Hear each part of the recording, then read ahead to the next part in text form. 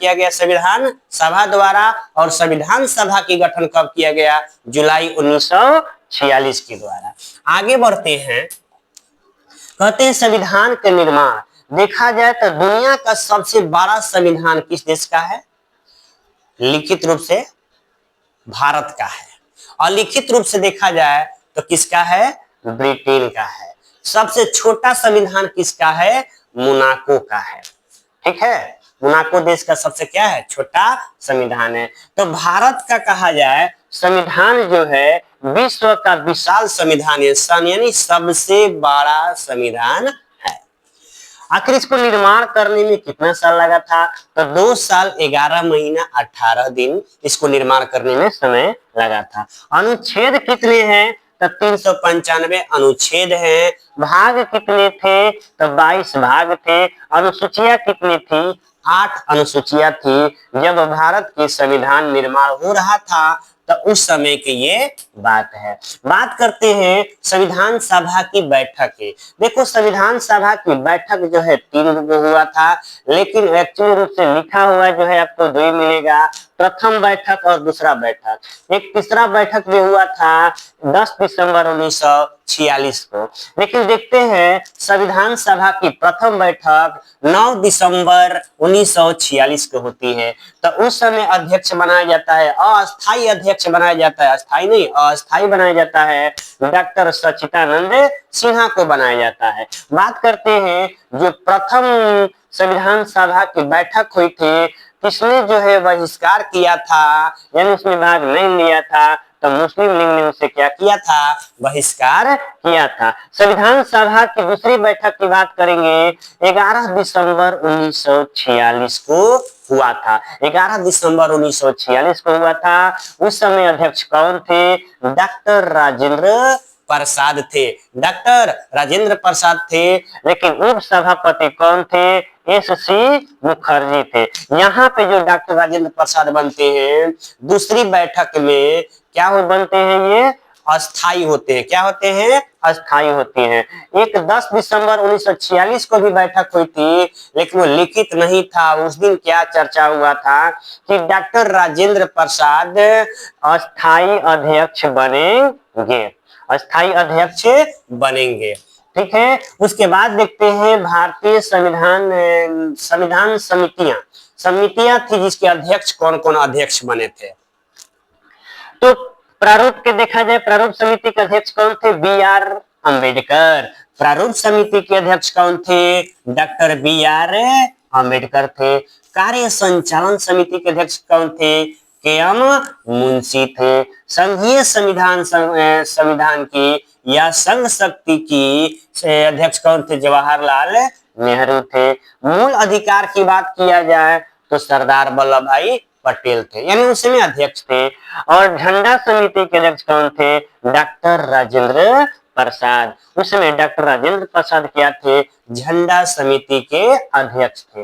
बात करते हैं कि भारतीय संविधान को कब अपनाया गया, कब अंगीकार किया गया, कब इसको जो है पूर्ण रूप से लागू किया गया। तो डेट याद रखिएगा, 26 नवंबर 1949 को संविधान सभा का क्या किया गया? संविधान सभा द्वारा अंगीकार किया गया। और जब अंगीकार किया गया तो इस पे 284 लोगों ने हस्ताक्षर किया था, जिसपे पहला साइन किसका था? डॉक्टर राजेंद्र प्रसाद की थी। महिला की बात करते हैं, अमृता कौर थी, जिसका पहला उस पे हस्ताक्षर था।